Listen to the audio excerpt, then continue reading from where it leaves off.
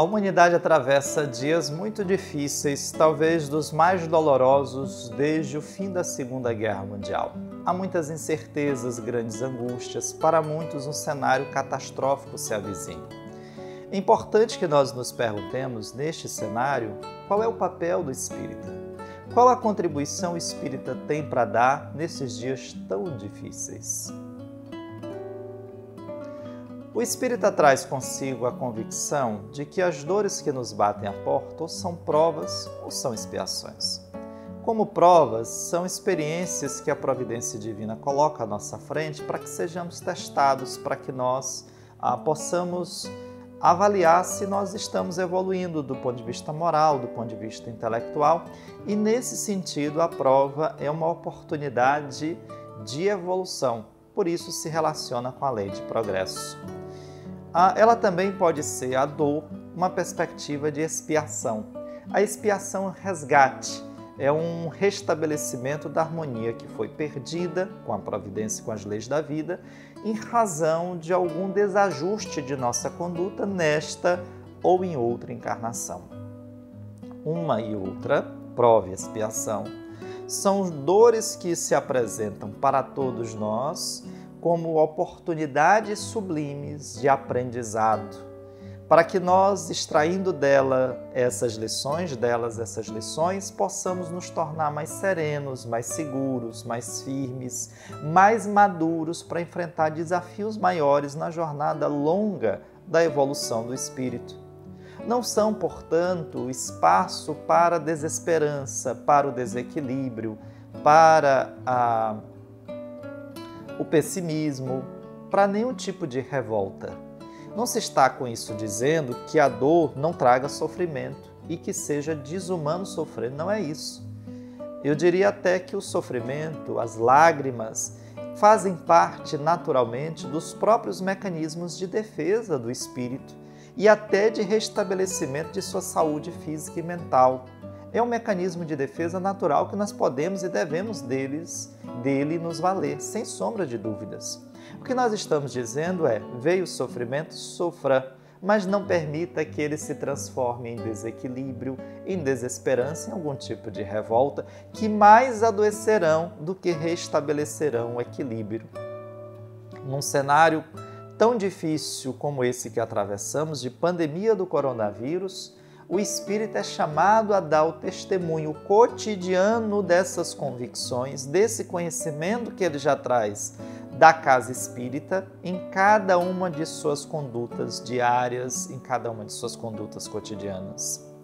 Se nós não podemos estar em regra nas ruas, precisamos estar em casa, que aproveitemos o espaço de casa para desatar aquele nó que ainda está presente, para resolver aquela incompreensão que ainda é persistente em nossa vida, para exercermos o Evangelho no lar.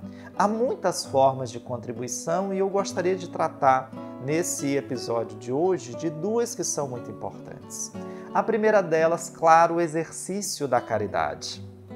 Historicamente, os espíritas sempre tiveram uma preocupação muito grande com a caridade material. Há razões para isso, o Brasil é um país muito desigual e há muitas carências, muitas ausências de toda sorte. E claro, num contexto como esse, em que tantos estão sem fonte de renda, essa caridade material assume uma importância crucial de própria sobrevivência das pessoas.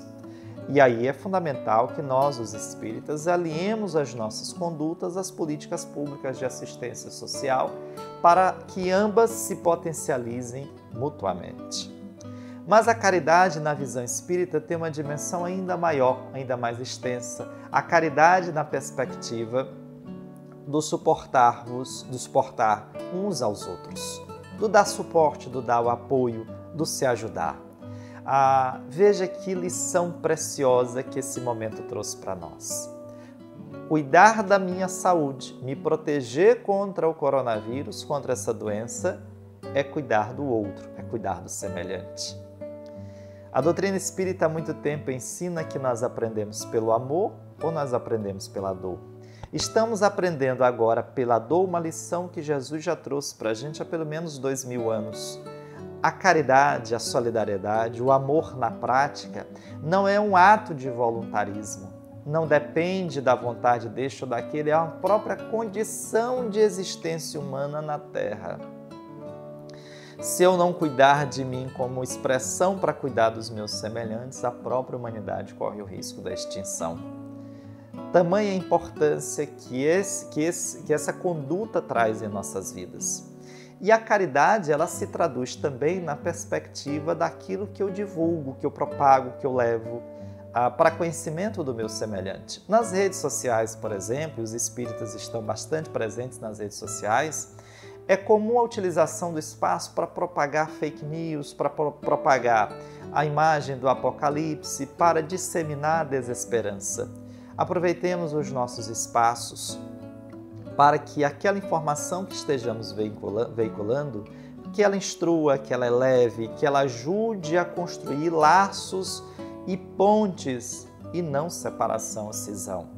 Deixemos as questões políticas de lado, não é o momento, e aproveitemos a oportunidade para nos darmos todas as mãos, ainda que agora por via distante, por via eletrônica, para que juntos, numa grande corrente, consigamos superar esse momento que atravessamos. Veja que em relação às fake news, por exemplo, mesmo pessoas muito bem intencionadas, sem se darem um devido cuidado, o trabalho de identificar a fonte, a origem, acabam veiculando informações que não são verdadeiras. E claro, o espírita tem aqui uma oportunidade sublime de exercer a sua fé.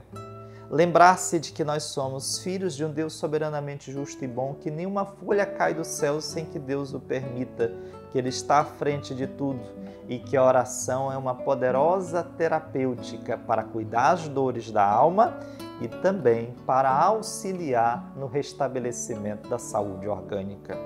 Exercitemos a nossa fé pela esperança, pelo otimismo, pela perspectiva de que dias melhores virão. E aqui eu me lembro da passagem belíssima narrada por Emmanuel de Maria, que quando já em espírito, secundada por diversos seres angélicos, se dirigia aos cumes celestes, ela se lembra de visitar os primeiros cristãos que se avizinhavam às portas dos circos de Roma para serem sacrificados. Ela se aproxima de uma jovem que denunciava na própria face o sofrimento que a acometia e diz: minha filha, ore e cante. Cante para que nós transformemos as dores do mundo em hinos de adoração a Deus. A mensagem, portanto, é de hino de amor a Deus e de esperança por dias melhores.